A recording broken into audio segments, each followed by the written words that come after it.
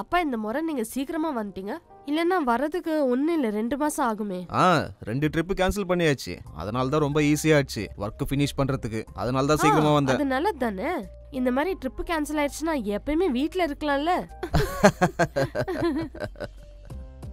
நான் உன் கூட தங்க முடியாம போயிடுமோன்னு நினைச்சேன். நீங்க நிறைய இடம் நிறைய ஆட்களை பாக்குறீங்க, ஆனா என்னை எங்கேயும் கூட்டிட்டு போக மாட்டேங்கிறீங்க. என் ஃப்ரெண்ட்ஸ் எல்லாம் என்ன சொல்றாங்க தெரியுமா? அப்பா டூர் கம்பெனி வச்சிருக்காரு, அதனாலதான் அவர் எங்க வேணாலும் போறாரு. யாரு சொன்னாங்க அப்படி? அதான் என் ஃப்ரெண்ட்ஸ் தான் சொன்னாங்க. அவங்க கிட்ட சொல்லு, உங்க அப்பா ஒரு நாள் ஒண்ணு நீ நினைச்சு பார்க்காத இடத்துக்கு ரொம்ப தூரம் கூட்டிட்டு போவான்னு. அந்த மாதிரி நாள் என்னைக்கு வரும் சொல்லுங்க?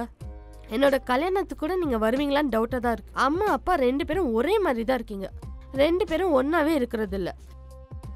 உன்கிட்ட இதை பத்தி யாராவது பேசினாங்களா? என்ன? யாரும் என்கிட்ட இதை பத்தி பேசினது இல்ல. நீ ஏதோ ஒரு விஷயத்த என்கிட்ட இருந்து மறைக்கிற. அது அப்படிலாம் ஒண்ணும் இல்லப்பா. நான் எதுக்கு உங்ககிட்ட மறைக்கணும்ப்பா? அப்படிலாம் ஒண்ணும் இல்ல. அப்ப அந்த பையனோட பேர் என்ன? பையனா? எந்த பையனை பத்தி பேசுறீங்க? எல்லாம் ஓகே தான், ஆனா அவன் எதுக்காக பொம்பளை மாதிரி நடந்துக்கிறான்? அப்படிலாம் ஒண்ணும் இல்ல. அவன் எவ்வளவு நல்லவன் தெரியுமா உங்களுக்கு? அது ஓகேதான். Oh my God. அப்புறம் இப்போ என்னோட சின்ன பொண்ணு ரொம்ப பெருசா வளர்ந்துட்டால. அவன் ரொம்ப நல்லவன்பா. அவனை என்னைக்காவது ஒரு நாள் நான் பார்க்கலாம்ல. அவனை ஒரு நாள் கூட்டிட்டு வா, நான் அவன்கிட்ட பேசணும் என்ன பத்தியும்.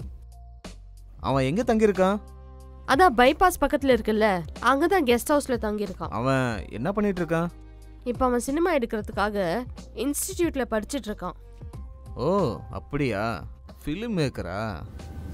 குட்.